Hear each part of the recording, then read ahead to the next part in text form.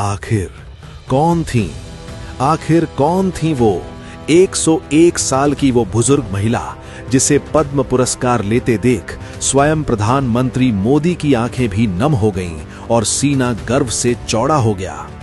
राष्ट्रपति भवन का वो विशाल हॉल जहां देश के बड़े बड़े दिग्गज मौजूद थे, लेकिन जब 101 साल की वो महिला अपने कांपते लेकिन मजबूत कदमों से चलकर अवार्ड लेने आई तो उन्हें देखकर सबकी आंखें फटी की फटी रह गईं। सिर्फ इतना ही नहीं, जब उनका कारनामा बताया गया तो हॉल तालियों की गड़गड़ाहट से गूंज उठा।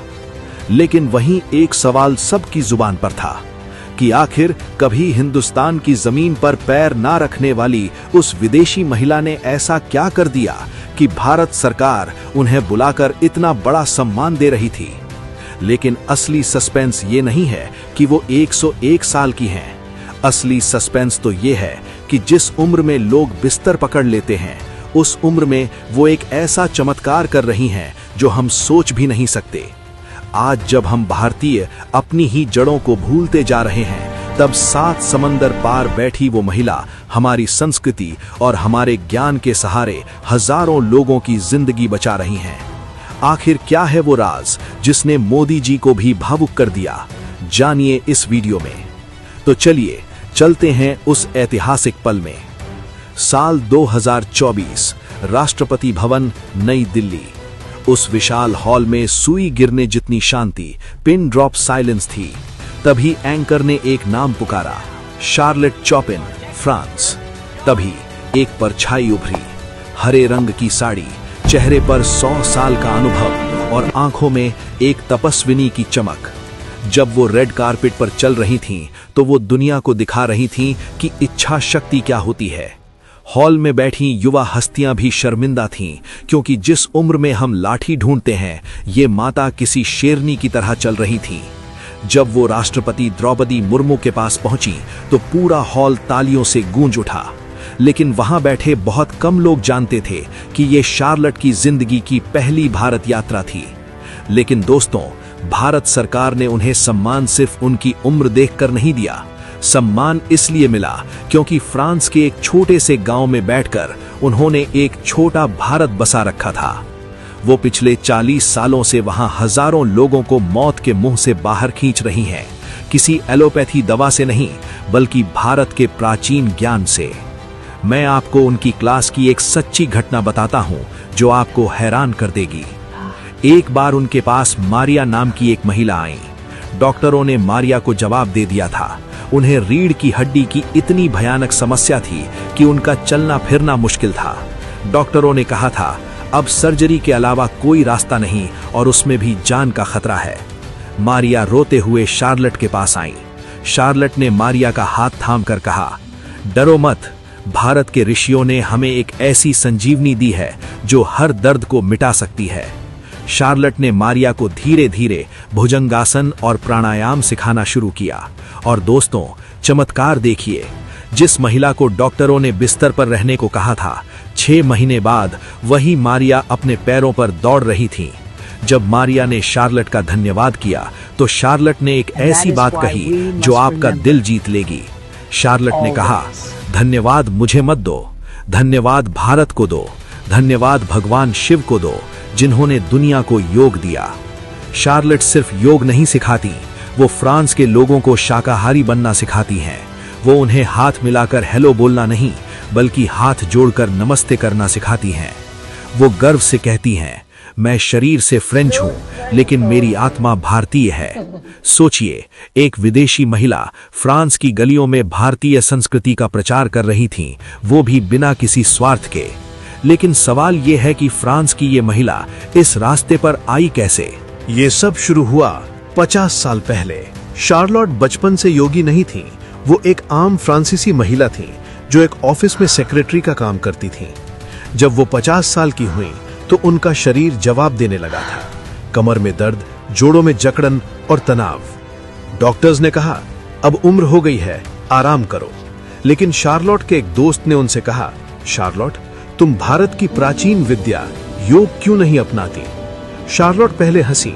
उन्होंने सोचा, इस उम्र में क्या मैं हाथ पैर मोड़ पाऊंगी? लेकिन दर्द से परेशान होकर उन्होंने एक योग क्लास ज्वाइन कर ली। और जैसे ही उन्होंने अपना पहला सूर्य नमस्कार किया, उन्हें लगा जैसे उनके शरीर में एक नई बिजली दौड़ गई है। उन्होंने महसूस किया कि जो सांसें अब तक सिर्फ जिंदा रहने के लिए चल रही थीं, अब वो शरीर को हील कर रही थीं। लोग कहते थे बुढ़ापे में हड्डियां टूट जाएंगी, लेकिन शार्लोट ने दुनिया को गलत साबित कर दिया। उन्होंने कहा, योग हड्डियों का नहीं, सांसों का खेल है। शार्लोट ने डॉक्टरों के विज्ञान को नहीं, बल्कि भारत के ऋषि मुनियों के विज्ञान को अपनाया। आज 101 साल की उम्र में उन्हें न ब्लड प्रेशर है, न डायबिटीज। कैसे? 1. प्राणवायु, वाइटल फोर्स। शार्लोट कहती हैं कि हम अपनी सांसों का सिर्फ 30% इस्तेमाल करते हैं और जिम में हम सिर्फ फेफड़े फुलाते हैं, लेकिन योग से ऑक्सीजन शरीर के हर सेल तक पहुंचती है। यही एंटी एजिंग का राज है जो बुढ़ापे को रोकता है। 2. लचीलापन, फ्लेक्सिबिलिटी। उन्होंने साबित किया कि बूढ़ा होना शरीर की मजबूरी हो सकती है, लेकिन मन का चुनाव है। फ्रांस के लोग जो जिम में लोहे उठाने के दीवाने थे, वो इस महिला के पास सुकून उठाने आने लगे। उन्होंने पश्चिम यानी वेस्ट को बताया कि अगर तुम्हें असली इलाज चाहिए तो तुम्हें मेडिसिन की नहीं, मेडिटेशन की जरूरत है। ये उनकी तपस्या छिप नहीं सकती थी। जुलाई 2023, पेरिस, फ्रांस। पीएम मोदी ने खास तौर पर वक्त निकाला एक 100 साल की महिला से मिलने के लिए। जब मोदी जी उनसे मिले तो शार्लोट ने झुककर नमस्ते किया। मोदी जी हैरान थे, 100 साल की उम्र में इतनी ऊर्जा। मोदी जी ने उनसे पूछा, आपकी इस फिटनेस का राज क्या है? शार्लोट ने मुस्कुराते हुए जवाब दिया, योग। उन्होंने कहा, मैं खुद को 100 साल का नहीं मानती, मैं तो बस थोड़ी विंटेज हो गई हूं। योग ने मुझे दोबारा जन्म दिया है।